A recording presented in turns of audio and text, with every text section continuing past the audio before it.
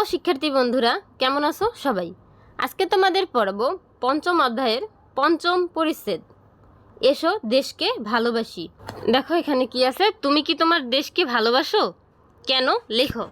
তাহলে এখানে তুমি তোমার দেশকে কেন ভালোবাসো এটা লিখবো। আমি আমার দেশকে কেন ভালোবাসি? এদেশে আমি জন্মগ্রহণ করেছি, এটি আমার মাতৃভূমি, এজন্য আমি আমার দেশকে ভালোবাসবো। এখানে আমি ছোট থেকে বড় হচ্ছি, এখানেই আমার বেড়ে ওঠা, এজন্য আমি দেশকে ভালোবাসবো। এখানের জলবায়ু, এখানের মানুষজন সবার সাথে আমি বসবাস করি, এজন্য আমি দেশকে ভালোবাসবো। তাহলে দেশকে আমরা ভালোবাসার অনেকগুলো কারণ পেলাম। এরপরে দেখো এখানে একটা ছবি দেওয়া আছে, মুক্তিযুদ্ধ। বিদেশি বাহিনীদের সাথে আমাদের বাংলাদেশের বাহিনী যে যুদ্ধ করেছিল মুক্তির জন্য, এটাই হচ্ছে সেই মুক্তিযুদ্ধের একটা ছবি দেওয়া আছে। এরপরে দেখো, মা আমাদের জন্ম দিয়েছেন, লালন পালন করেছেন, অন্যদিকে দেশ আমাদের খাদ্য দেয়, আশ্রয় ও শিক্ষা দিয়ে বড় করে, তাই দেশকে মায়ের মতো ভালোবাসতে হয়। আমাদের শাস্ত্রেও দেশকে মায়ের মতো ভালোবাসতে বলা হয়েছে, তাই দেশপ্রেম আমাদের ধর্মের অঙ্গ। তাহলে দেশপ্রেম ধর্মের অঙ্গ। পরবর্তী পৃষ্ঠায় আসো। আমরা সবসময় মায়ের মুখে হাসি ফোটাতে চেষ্টা করি। একসময় আমাদের দেশমাতা পরাধীন ছিল, তাই দেশের মানুষ অনেক কষ্টে ছিল। দেশমাতার মুখে হাসি ফোটাতে ও দেশের মানুষ মুক্তিযুদ্ধ করেছিল। এই যুদ্ধে 30 লক্ষ মানুষ প্রাণ দিয়েছিল। অনেক রক্ত ও সংগ্রামের মধ্য দিয়ে এ দেশ স্বাধীন হয়েছে। বিভিন্ন দুর্যোগে দেশের মানুষের কষ্ট হয়, তখন আমাদের কর্তব্য তাদের পাশে দাঁড়ানো, এতে দেশমাতার মুখে হাসি ফোটে।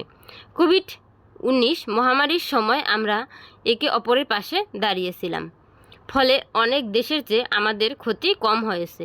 এভাবেই দেশকে ভালোবাসা উচিত। মায়ের মতো দেশেরও সেবা করতে হবে। মাকে বেশি অসুন্দর দেখতে চায় না, মাকে কেউ অসুন্দর দেখতে চায় না, দেশকেও আমরা অসুন্দর দেখতে চাই না। দেশকে পরিষ্কার পরিচ্ছন্ন রাখতে হবে। দেশের মানুষ ভালো না থাকলে দেশ ভালো থাকে না, তাই দেশের মানুষকে ভালোবাসতে হবে। দেশের মানুষের বিপদে সাহায্য করতে হবে। দেশকে ভালোভাবে চালানোর জন্য আইন করা হয়, দেশের আইন আমাদের মানতে হবে। ট্রাফিক সিগন্যাল মেনে রাস্তা পার হতে হবে। কাজে ফাঁকি দিলে দেশের ক্ষতি হয়, তাই কাজে ফাঁকি দেওয়া উচিত নয়। আমাদের ভালোভাবে পড়াশোনা করতে হবে, দেশপ্রেমিক হতে হবে। আমরা অনেক সময় খাবার নষ্ট করি, ঘরে অকারণেই আলো জ্বালিয়ে রাখি, পানির অপচয় করি, এতে দেশের সম্পদের অপচয় হয়। আমরা সম্পদের অপচয় করব না, আমরা মৃতব্যয়ী হলে দেশের সম্পদ বাঁচবে, এই সম্পদ ভবিষ্যতেও ব্যবহার করা যাবে। এভাবে আমরা দেশকে ভালোবাসব। রাস্তা পার হওয়ার জন্য কি কি বিষয় মেনে চলতে হয় লেখো। তাহলে রাস্তা পার হওয়ার জন্য কি কি বিষয় মেনে চলতে হবে? ট্রাফিক সিগন্যাল, 1 নম্বর ট্রাফিক সিগন্যাল মেনে চলতে হবে। হাঁটার যে রাস্তা, ফুট ওভার ব্রিজ ব্যবহার করতে পারি, আমরা কখনো রাস্তা ক্রস না করে ফুট ওভার ব্রিজ ব্যবহার করব।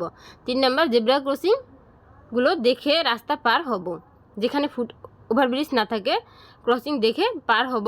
কখনো রাস্তার মধ্যে দৌড়ে পার হব না, ধীরে সুস্থে দেখে রাস্তা পার হব।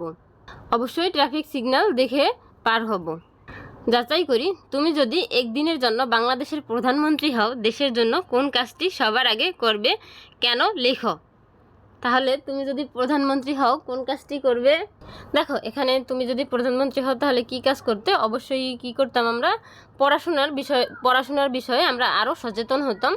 কারণ একটি শিক্ষিত মানুষ, যে দেশের মানুষ বেশি শিক্ষিত, ওই দেশের জাতি অনেক ভালো থাকে। এজন্য আমরা কি করতে পারতাম, দেশকে ভালো রাখার জন্য আমরা অবশ্যই পড়াশোনার দিকে আরও অগ্রসর হতাম। এই অধ্যায়ের মধ্য দিয়েই আমাদের এই বই শেষ হচ্ছে। তাই ক্লাস আজকের মতো এই পর্যন্তই। ধন্যবাদ সবাইকে।